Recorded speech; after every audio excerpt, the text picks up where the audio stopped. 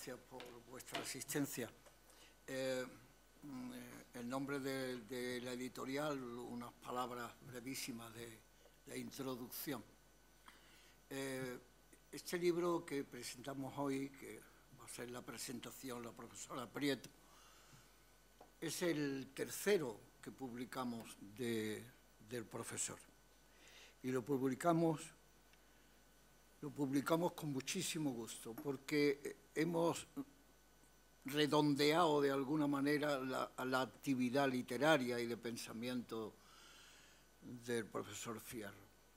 ¿Por qué? Porque hemos publicado un libro de ensayos contra inhumanidad, un libro que nos pareció desde el primer momento un libro interesantísimo, una reflexión moral y no científica, como él mismo dice, sobre la humanidad, lo que es inhumano y lo que es humano, y que tiene poco que ver con el planteamiento o con un estudio o con una reflexión sobre el humanismo y el humanista, que es otra cosa, es que debe caracterizar el comportamiento moral del humano, ¿no? Este sería el planteamiento del libro, ¿no? Por tanto, desde el primer momento, el propio título está marcando la posición contra la inhumanidad. El libro de poemas que publicamos se llama Cuenta atrás y es, como también especifica claramente el título, es una reflexión sobre lo que se ha vivido y lo que queda por vivir, ¿no? Y en qué situación, en ese momento en que evaluamos ambas cosas, nos situamos, de manera conceptual, de manera intelectual, de manera moral, de manera vital, de manera amorosa, compartida, etcétera, etcétera. Es un libro lleno también de interés, de finura, de percepción, un tono también discursivo, de reflexión, poesía de ese tipo, más que esplendente y gongorina, ¿verdad? Más de reflexión, y que tiene, sin embargo, dos referencias que están muy en la línea de esa actividad literaria del profesor Fierro, ¿no? Que es, por un lado, Juan de la Cruz, una reflexión, y ya sabemos todo lo que significa Juan de la Cruz en la poesía española, y al mismo tiempo una mirada interesada en lo que significa el mundo de Pessoa, y todos sabemos también pues, la fertilidad, la imaginación, el mundo esplendente de Pessoa. Y ahora publicamos un libro de relatos, es decir, ensayo, poesía y narrativa. Y lo hacemos contentísimos y satisfechos, ¿no? Es un libro que es una reflexión sobre los diversos comportamientos legendarios recogidos fundamentalmente en la Biblia judía o cristiana, como dice él, en esa distinción. Hay una reflexión final del profesor Fierro de cerca de 40 páginas, que a mí me parece que son verdaderamente brillantes y luminosas, ¿no? Con relación a lo que significa la Biblia, los textos bíblicos, la leyenda, los tiempos en que se desarrolla,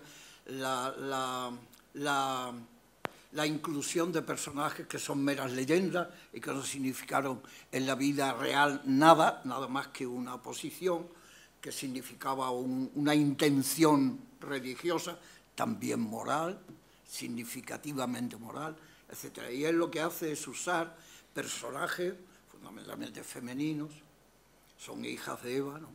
En la que las mujeres deciden cosas diferentes, reaccionan a cosas diferentes, elucubran valoraciones diferentes y va uno descubriendo las diferentes facetas que pueden plantear lo femenino, digamos, como realidad vital y diferenciada del hombre.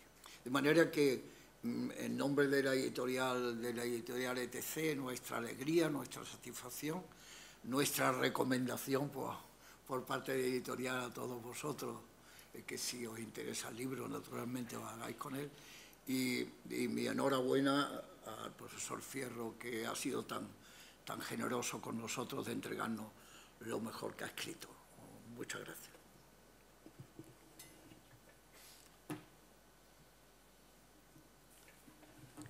Bueno, pues para mí es una satisfacción enorme y también inmenso honor ser la persona encargada de presentar una obra como Hijas de Eva.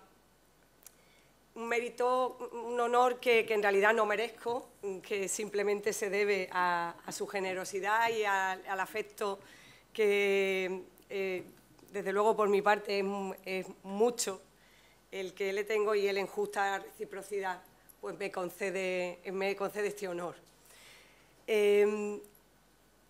Quizá presentar a Alfredo Fierro resulte redundante en este foro. No sería necesario, porque bueno, todos sabemos de su extraordinaria valía. Simplemente, pues, por dar algunas pinceladas, hay que destacar, en primer lugar, su faceta como teólogo, como doctor en teología, con una capacidad intelectual, una finura de análisis, una capacidad crítica que creo que no es fácil encontrar. Por otra parte, su faceta como profesor universitario, como catedrático de Psicología de la Personalidad, dentro una disciplina dentro de la cual pues, ha alcanzado el máximo reconocimiento, y aprovechando las características del foro en el que nos encontramos, pues voy a aprovechar para contar una anécdota que Alfredo seguro que no les ha contado ni les contará porque su modestia se lo impide, pero como yo fui testigo directo, creo que esta es la ocasión. Yo iba caminando con él por el boulevard, por el campus, a la altura de la Biblioteca General. Recuerdo que nos cruzamos con un grupo de alumnos y no habíamos hecho más que cruzarnos cuando uno de esos alumnos vuelve corriendo diciendo: profesor, profesor, por favor, por favor. Y otros dos que le seguían: profesor, ¿usted es Alfredo Fierro? ¿Usted es el profesor Fierro? Sí, sí, sí, por favor, es que acabo de hacer el examen, tengo aquí el programa, ¿me puede por favor firmar el programa de la asignatura? Es que usted es un mito. Y verle y que pueda firmarme el programa, esto es... Y ya los demás que iban un poco a la zaga se sintieron animados y se puso allí a firmar, y él decía, me decía al mismo tiempo: perdona, esto es la primera vez que me pasa, no sé. Y yo decía, bueno, no sé, será que no se han atrevido, pero bueno, los alumnos estaban absolutamente entusiasmados. Les faltó pedirle una muestra de tela a modo de reliquia para llevarla para el próximo examen, porque decían: es que usted no se puede imaginar, es que todo lo que estudiamos sale usted tantas veces lo que estudiamos, es que nos hablan tanto, es que tal. Y él ya me decía: bueno, pero en fin, eso es porque mis discípulos y tal.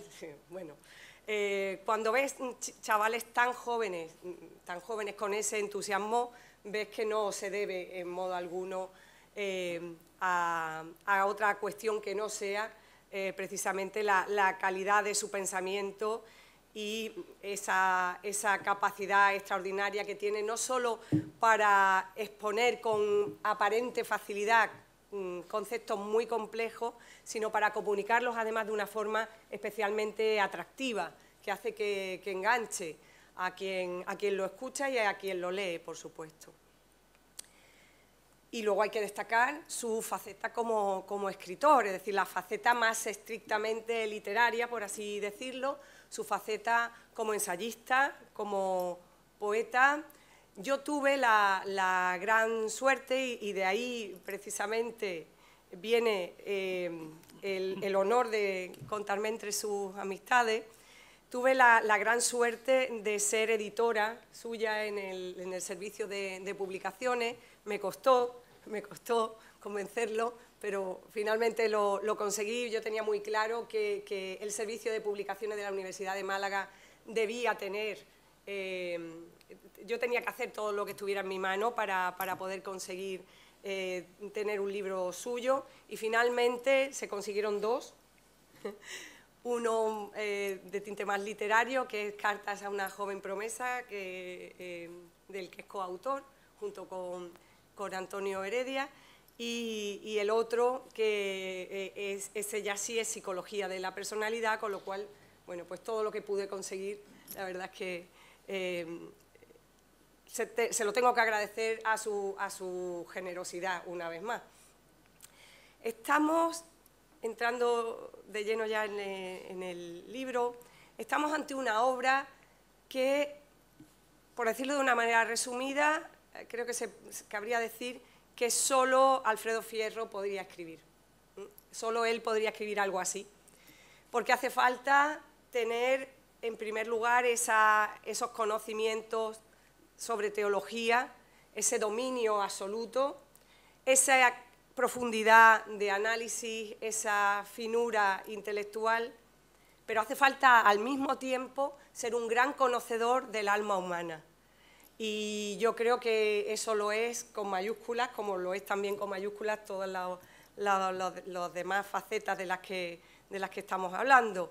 Pero esa capacidad, ese conocimiento tan profundo del alma humana, combinada además con sus vivencias personales y combinada también con la experiencia vital, lo ha escrito, creo que en el momento oportuno, en el que, pues claro, no hay nada mejor que una mente brillantísima cuando ha alcanzado la plenitud, no solamente intelectual, sino que además tiene ya una trayectoria vital que ha visto tantas cosas, ha tratado tantos temas, ha vivido tantas experiencias personales, que esa lucidez que siempre tuvo pues alcanza su máxima expresión.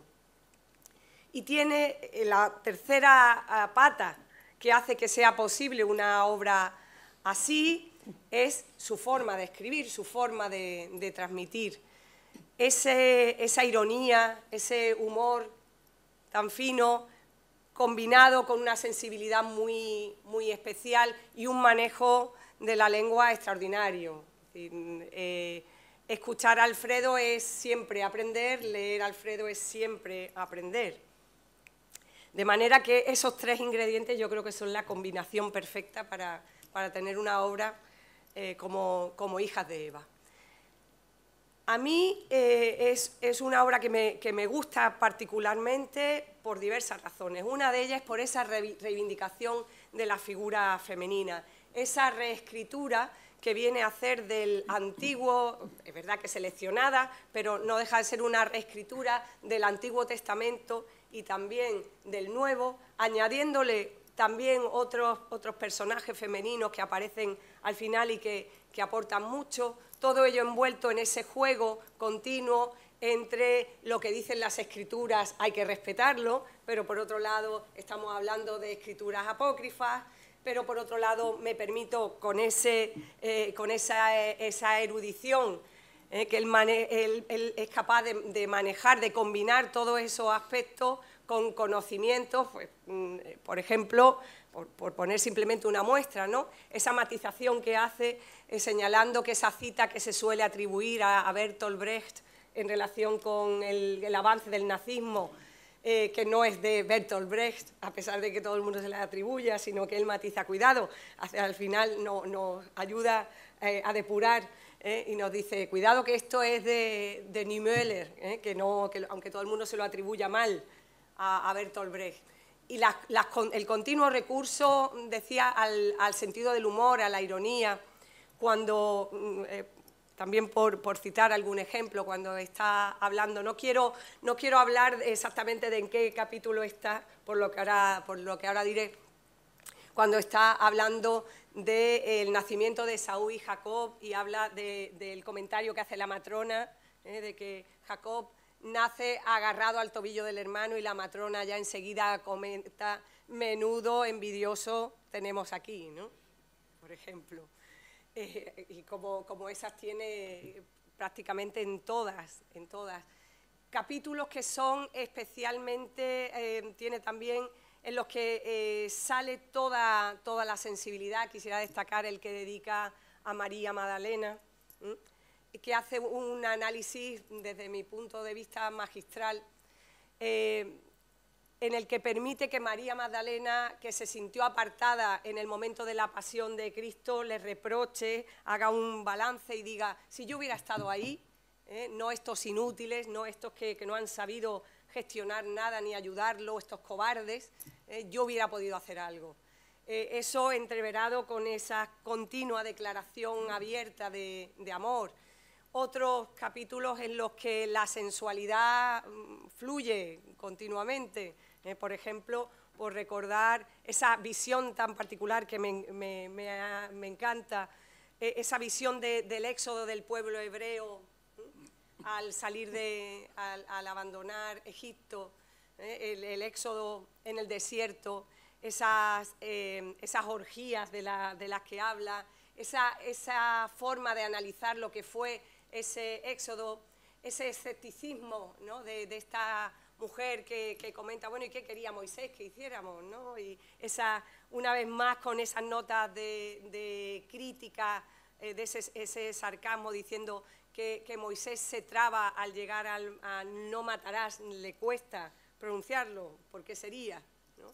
O cuando habla de los sabios, ese es otro capítulo que quiero destacar, cuando destaca el papel que tiene la inteligencia femenina, porque va recorriendo la mujer seductora, la mujer madre preocupada por los niños, la mujer tanto vividora, tramposa, que sobrevive como puede, intenta sacar tajada, la mujer traidora, pero que consigue un fin justo. Hace un recorrido, yo creo que no se le escapa ninguna faceta de un ser humano, pero darle ese toque, esa proyección desde la mujer, pues es especialmente valiosa. Decía que quería destacar el capítulo que dedica a hablar de los tres reyes sabios, ¿no? De ese juego que hace la adivina, diciendo, bueno, en realidad ellos pensaban que eran muy sabios, pero aquí quien los engañó era yo, aquí quien podía manipular era directamente yo. Y nos cuenta una versión totalmente distinta de la historia, una vez más con sarcasmo, con ironía, diciendo, bueno, no entiendo por qué ensalzaban tanto al rey David y ese continuo intento de conexión del Nuevo Testamento con el rey David, cuando el rey David, su crueldad, pues queda más que patente, y pone una serie de ejemplos que va recorriendo en su exposición, esta divina, y ese precede a otro capítulo en el que ya abiertamente habla de la inteligencia de la mujer, es decir, de la no necesidad en la mujer de otros atributos para ser valorada, que yo creo que es una reivindicación muy importante, a pesar de que partamos de una igualdad formal. Creo que contribuciones de este tipo, en el que las grandes olvidadas son las mujeres, siempre en la Biblia y en la historia tienen un papel secundario, siempre como personajes influyentes que de algún modo tienen que justificar por qué intervienen, porque si no tuvieran una misión concreta que cumplir no tendrían ningún papel, no pueden ser protagonistas. Siempre tiene que ser por una causa superior, ajena, o porque sufren los males que otro les causa, o porque tienen que arreglar los desaguisados que otro ha provocado, o porque tienen que salvar al héroe de algún modo, pero siempre hay que justificar por qué interviene una mujer. Entonces, el hecho de que lo reivindique de esta forma, de forma tan abierta, tan expresiva, pues creo que hay que valorarlo particularmente. Si me permiten, yo veo en el libro una especie de, es decir, otra versión, yo creo que mucho más valiosa, del Me Too, que ahora está tan en boga, enfocado justamente al Me Too, con otro sentido, que es, oye, yo también estaba allí, déjame que dé mi versión, que probablemente será distinta a la tuya, que es la oficial, pero puedo aportar como mujer que vivió aquello o que pudo haber vivido aquello, porque hay un juego continuo entre la realidad, la fantasía, elementos añadidos de autores, de Shakespeare, se combinan todo tipo con una gran imaginación y una gran creatividad. Déjame que yo dé también mi versión, que la contrastemos y verás cómo lo que tú viviste ni siquiera te diste cuenta de lo que pasó. Déjame que yo te diga realmente lo que sucedió. Y creo que esa reivindicación del papel femenino, de la figura de la mujer, pues merece aplauso ya directamente. A mí me gustaría destacar además que este libro es de algún modo una bisagra entre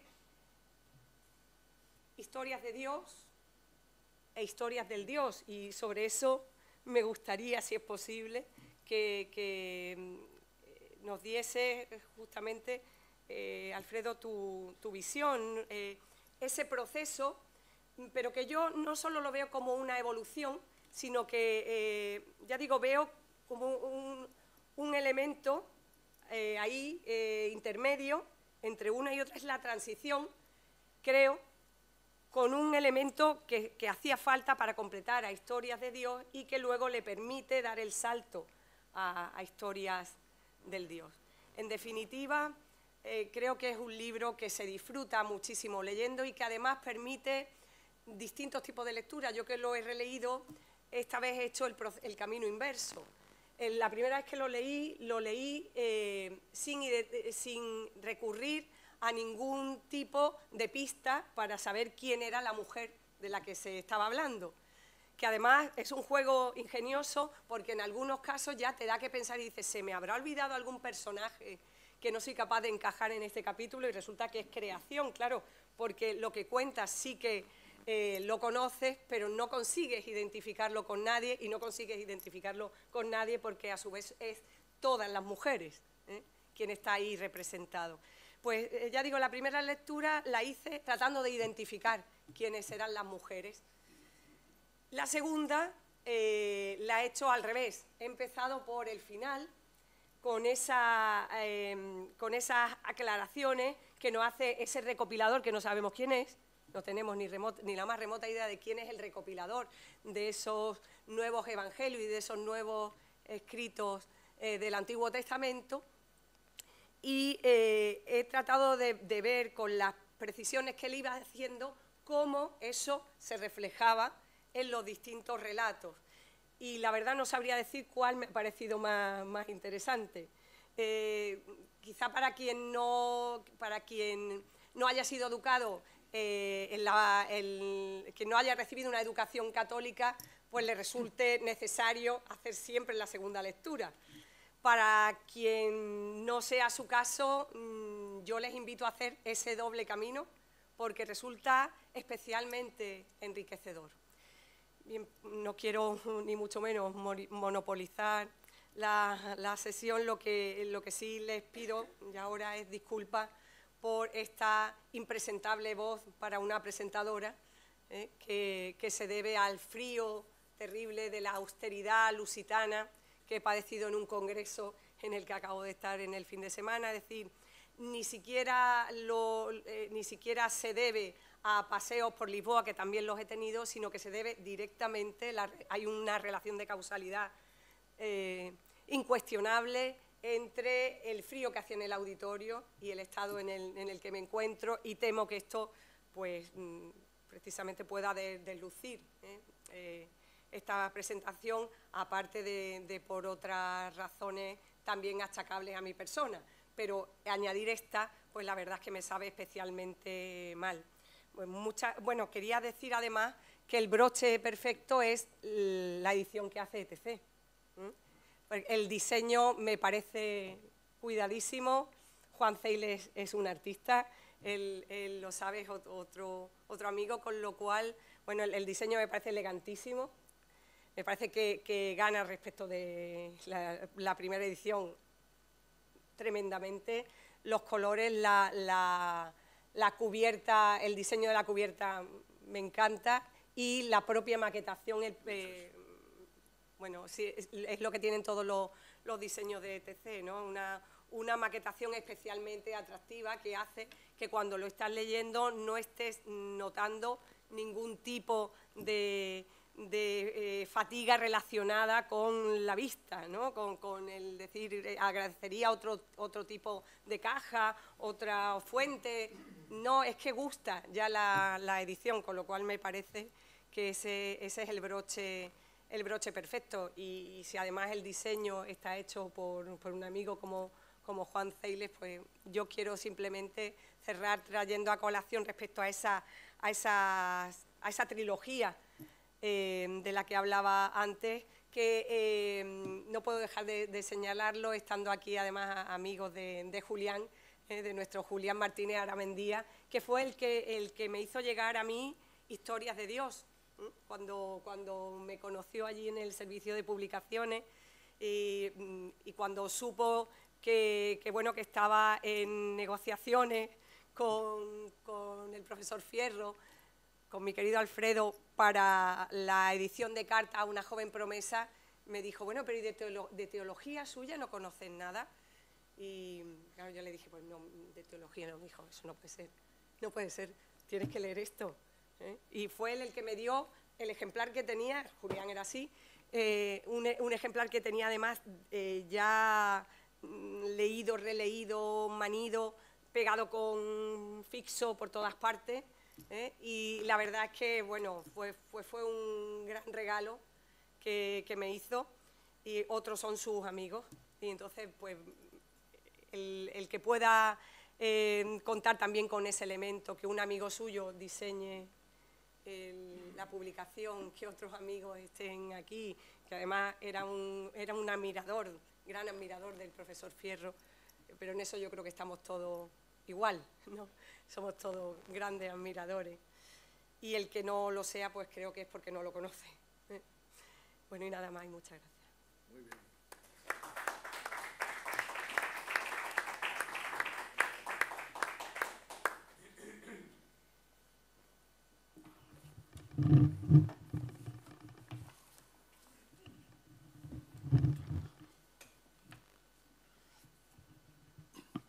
Cuando uno no es un escritor de bestsellers, ni tampoco de culto, sino es un escribiente, un escribidor, un artesano en el oficio de escribir, el acto de presentación de un libro tiene mucho de celebración. Que a lo que más se parece es a la celebración de un cumpleaños o del aniversario de algún hecho del pasado feliz que se vivió juntos, que vivieron juntos los amigos que se reúnen. Así que en cuanto a acto de celebración, pues gracias amigas, gracias amigos por acompañarme. Gracias a ETC Editorial, que efectivamente con este es ya el tercer libro que ha editado y siempre tan preciosamente, como muy bien acaba de decir Ana. Y gracias, muchas gracias Ana por estar aquí, pese a tu resfriado, a tu afonía relativa. Gracias por todas tus palabras, que han sido muy benévolas, como amiga que es, naturalmente.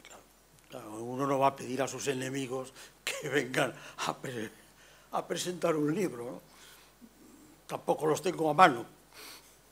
Ahora, con tus palabras, pues, que en muchos se han parecido casi a las de una laudatio para un honoris causa, pues has contribuido mucho al clima de celebración.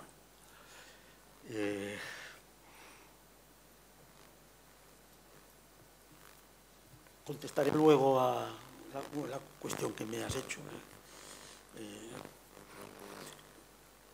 Ahora bien, tratándose de un libro, de un producto que no siempre es de la inteligencia, pero sí es un producto intelectual en todo caso, y cuando uno ve el libro así festejado o celebrado, pues habría que hacer o hay que hacer algo de ejercicio de inteligencia. Y hacerlo yendo algo más allá de lo que se haya hecho ya en el libro. Que no se oye bien con eso. Más allá, pues quiere decir distanciar el libro como objeto objeto de examen y de crítica. No hace falta decir que el título es trivial, Hijas de Eva. Es un sintagma que aparece incluso en lo que canta don Hilarión en La verbena de la paloma, ¿no? Hay un álbum de Pedro Guerra donde canta y denuncia el sometimiento de la mujer. Hay un libro también sobre mujeres y religión en la antigüedad con ese mismo título de Hijas de Eva. Y de ambas cosas trata el conjunto de relatos que aquí se publica. Trata del sometimiento de mujeres, trata de mujeres y religión, y está entre el mito y la leyenda, y también la historia. En distintas proporciones, pues hay algunos personajes como Eva que son totalmente míticos y otros que son históricos como la reina Berenice, que aparece incidentalmente en una escena en el Nuevo Testamento, en los Hechos de los Apóstoles, cuando Pablo pues, es juzgado por el hermano de Berenice, que es rey de allí. Esas mujeres bíblicas a veces están en primer plano en el relato de la Biblia, pues como Sara o Judith, ¿no? O aparecen de refilón, como esta misma Berenice que acabo de citar, o la mujer de Pilatos, ¿no? O también mujeres anónimas, es decir, pues una mujer, no importa quién, que hizo los 40 años de travesía del desierto. O una mujer, no importa quién, que vivió un periodo, vamos a decir, de ilustración y de helenización de Palestina a final del siglo II antes de nuestra era. Todas ellas, pues, de las que he citado, pues hasta Dalila o la reina de Saba, en fin, todas ellas son de genio, a veces ingeniosas, pero genio, en ocasiones de armas tomar. Y ellas narran acerca de otras personas, a menudo acerca de varones, de otros personajes, que suelen ser los protagonistas del relato bíblico. Diversas narraciones por distintas mujeres pueden concurrir sobre el mismo personaje. Concurrir, lo cual no quiere decir coincidir. Y así, como también acaba de decir Ana, sobre los reyes David y Salomón, pues hay 4 historias diferentes de 4 mujeres distintas. Sobre Jesús ocurre lo mismo. Hay varias historias diferentes de mujeres distintas.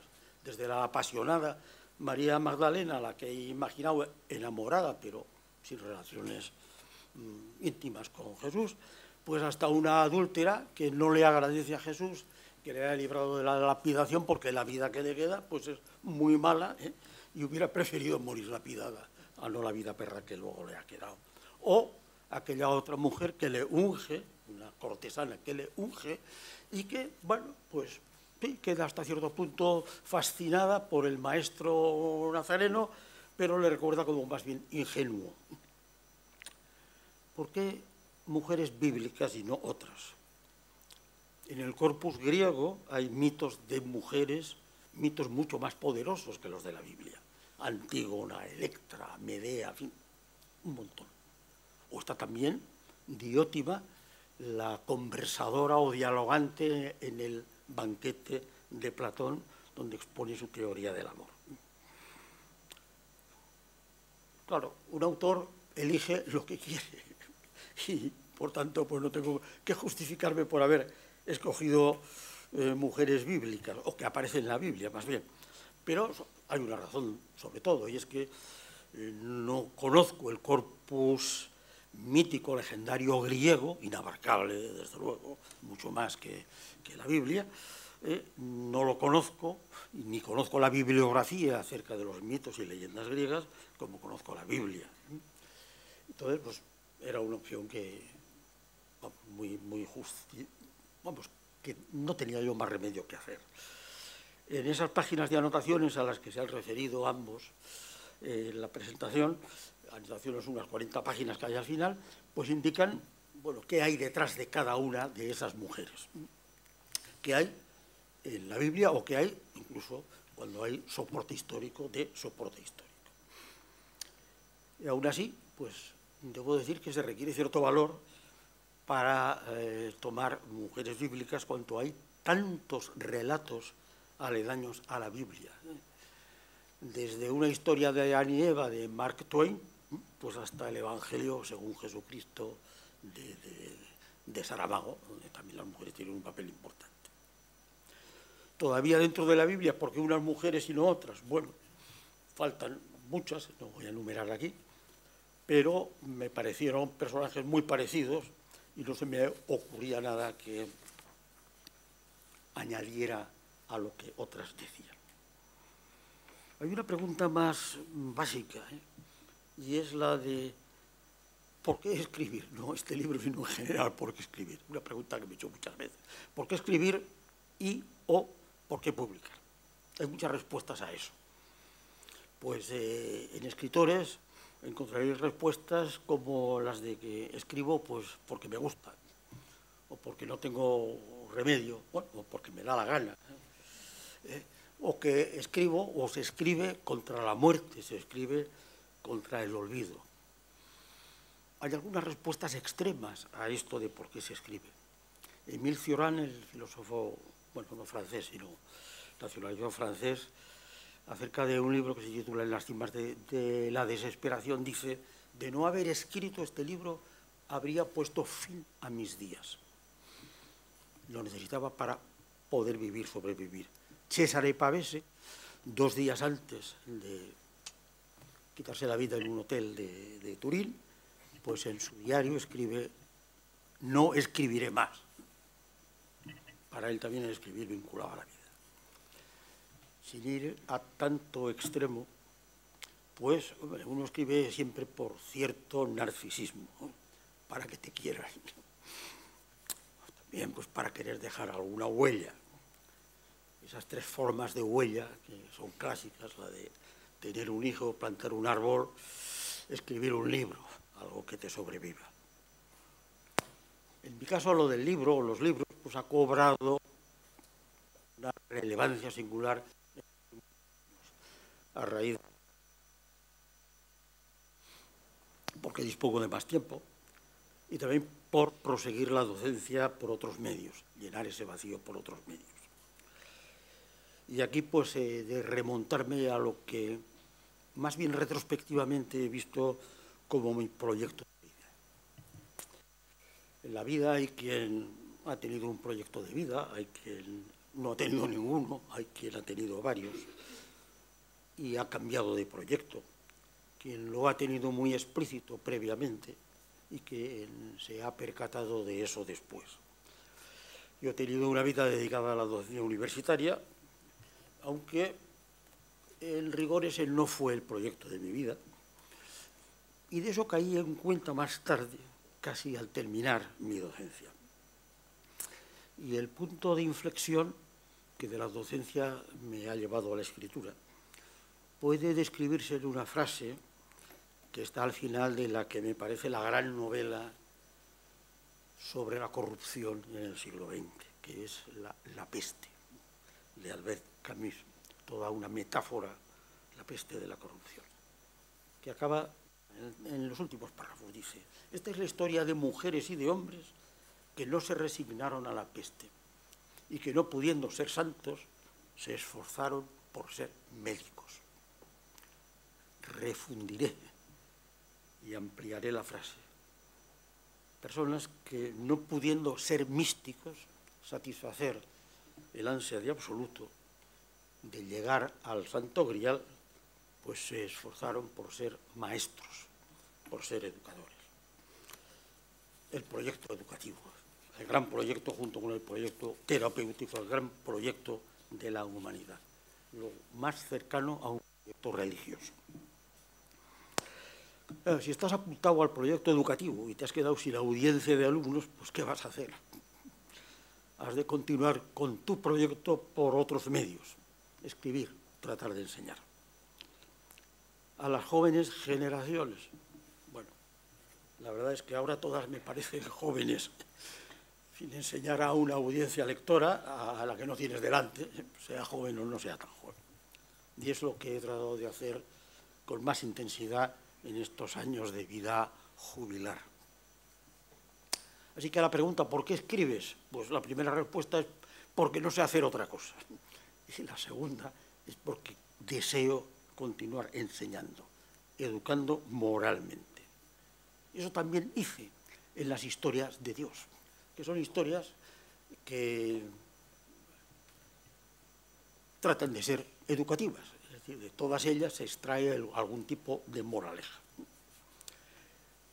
Cuando terminé y fue publicada esa obra, Historias de Dios, pues pensé en una segunda edición, que no me acababa de resultar satisfactoria.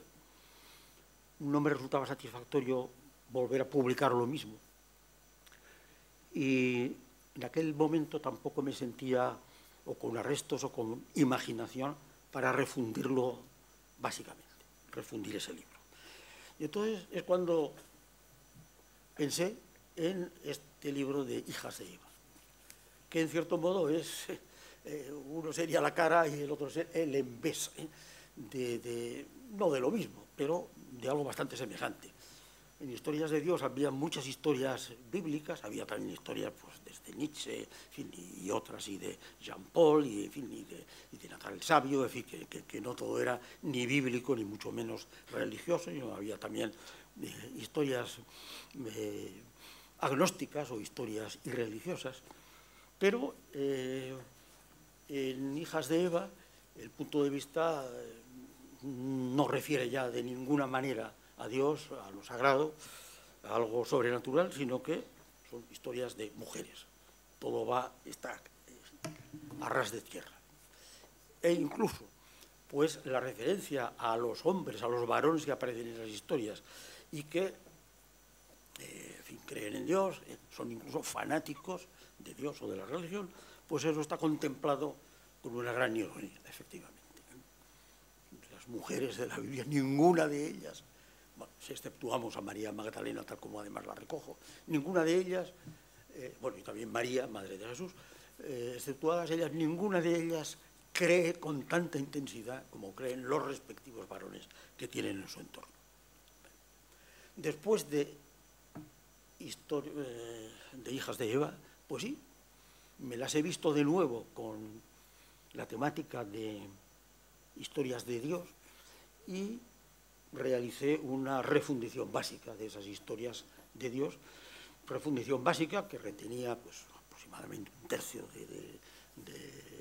del libro anterior, aproximadamente otro tercio muy modificado y un último tercio pues, de historias completamente novedosas, donde encontré, donde coloqué algunos relatos o mitos también de leyendas de dioses griegos. Entonces, pues sí, Hijas de Eva está entre historias de Dios y otras historias del Dios, de un Dios que ahora va con minúscula, y probablemente la lógica de todo esto pues requeriría que después de estas Hijas de Eva pues escribiera, pues yo qué sé, se me ocurre a lo mejor unas Hijas de Minerva, vamos a suponer, ¿no? Donde recogiera historias de mujeres de la historia y del corpus griego.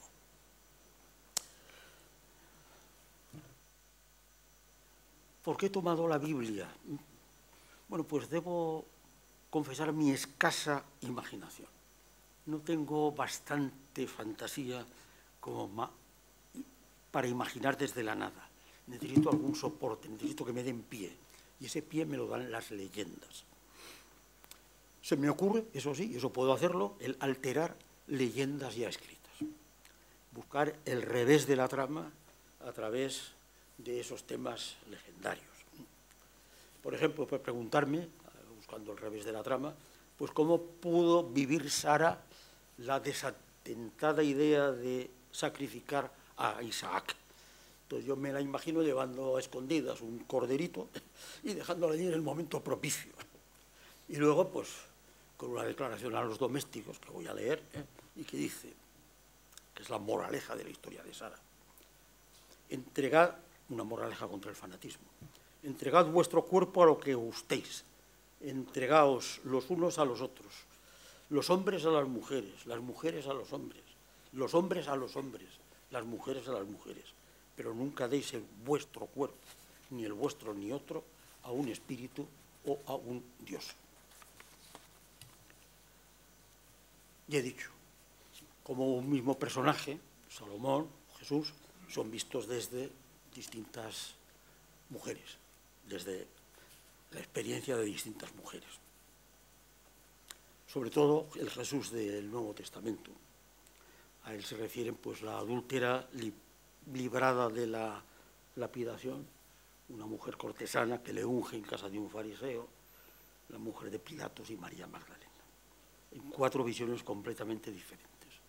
Hay ahí pues una desmitificación de la figura de Jesús y cuestionamiento de tópicos religiosos, y no solo del catecismo tradicional, también de un evangelismo bastante simple, basado en un Jesús legendario. Antes me he referido muy de pasada a una situación que vivió Palestina, bueno, concretamente entre el año 197 y el 142 antes de nuestra era. Hubo dominación de Palestina por parte de antioquenos, de herederos de Alejandro Magno, y fue una época de helenización de Palestina. En esa época se produce la terrible represión, que está reflejada también en la historia de la madre de los macabeos, que ve morir a sus 7 hijos porque no aceptan los cultos paganos, pero ahí es donde coloca una joven judía desenfadada que vive feliz los tiempos de la helenización. Y entonces dice esto: por un tiempo, por desgracia, corto tiempo, nos atrevimos a ser felices. Fuimos capaces de fornicar con inocencia y gozamos de licencia para todo. Por un tiempo pareció prometerse un siglo de claridad, de luces, más que un siglo, un milenio, tras el pasado millar de años consumidos en guerras, exilios y matanzas. Para un siglo o un milenio se prometía y se iniciaba no ya una tierra prometida, sino un tiempo y una era nuevos.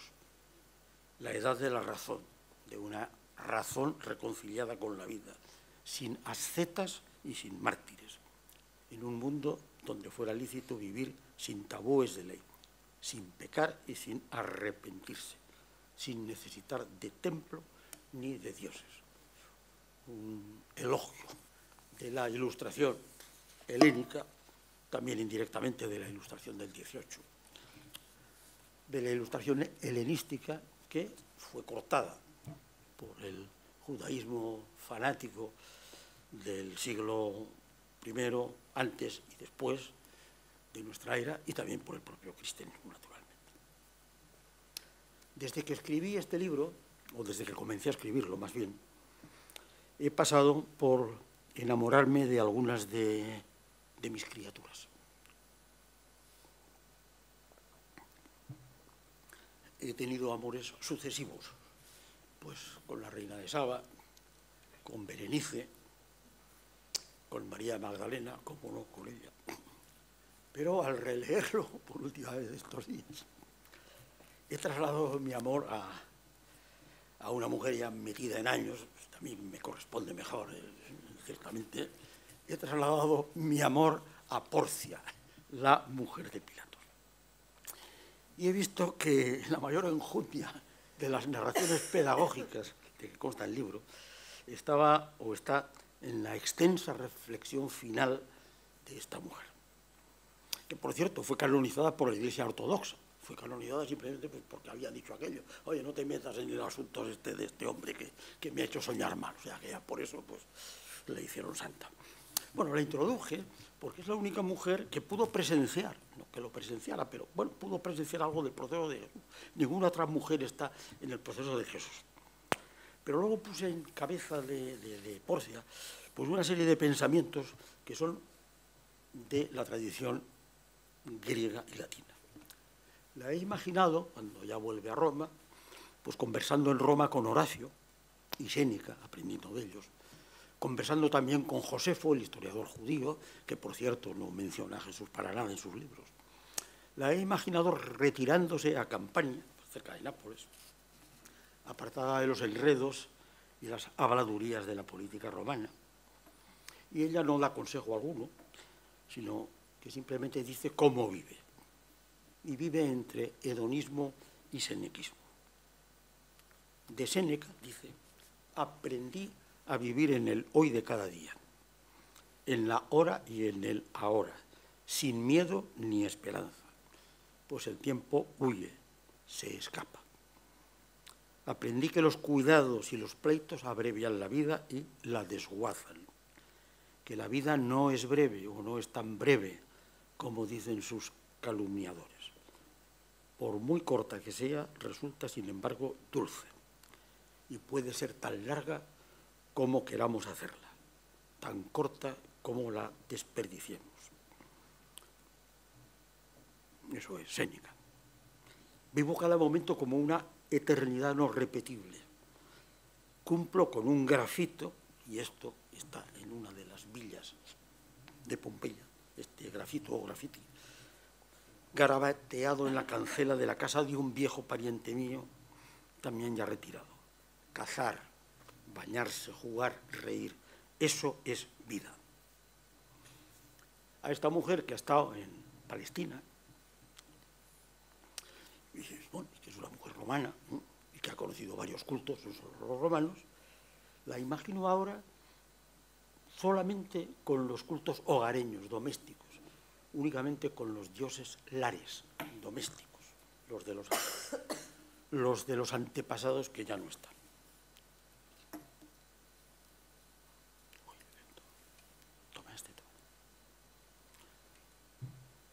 No me siento concernida por los dioses del panteón romano.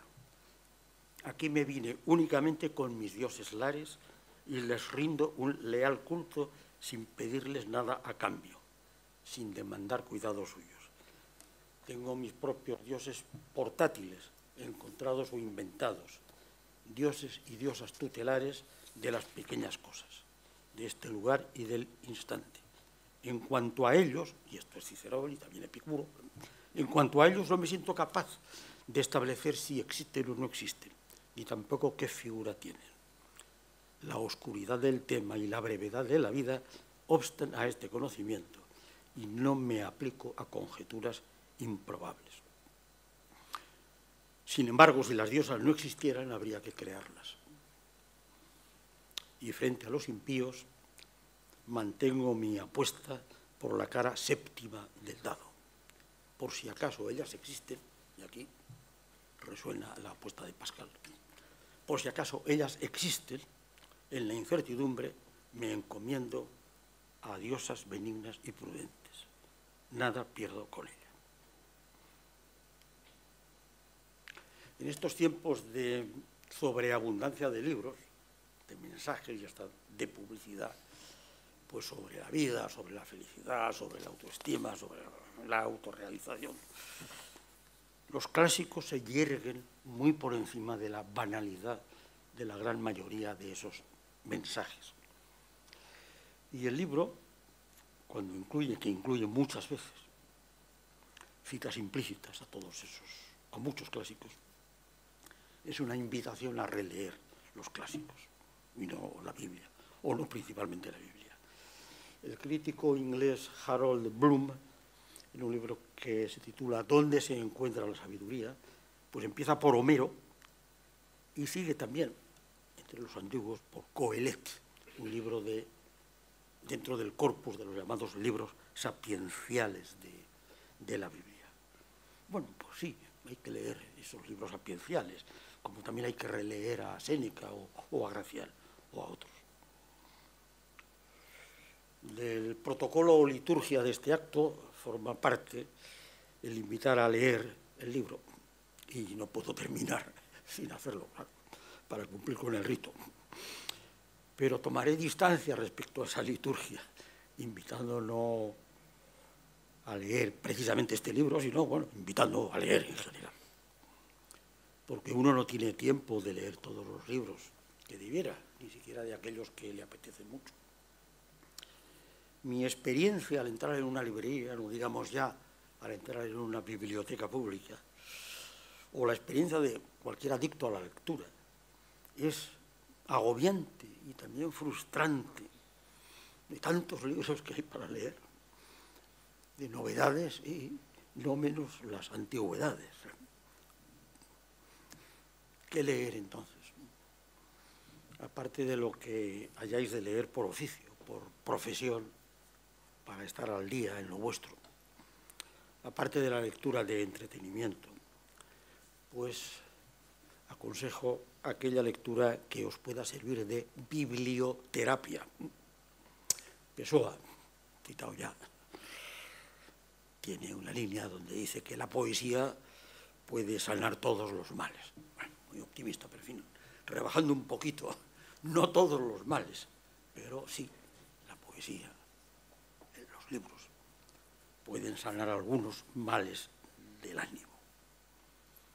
A la propia mujer de Pilatos la he imaginado muy lectora y le he atribuido una frase que también a su vez, vamos, con pequeñas variaciones, pues está tomada de Borges. Mis días, mis vigilias y mis noches están llenas de Cátulo, de Ovidio, de Horacio. Y continúa diciendo, Horacio es el más grande, el más querido por los dioses. No morirá él por completo, algo que Horacio dice de sí mismo, non omnis moriar, no moriré del todo. No así yo, prosigue la mujer de Pilatos, no así yo, pero desearía haber vivido de tal modo que mereciera no haber muerto del todo. ¿Quién no desearía eso? Haber vivido de tal modo que no se merezca morir, que se merezca no haber muerto. Y último ya consejo o secreto también de esta señora, de esta matrona romana. Hago cuanto me apetece. El secreto está en hacer y no pensar, entretenerte en cosas con las que vivir vale la pena.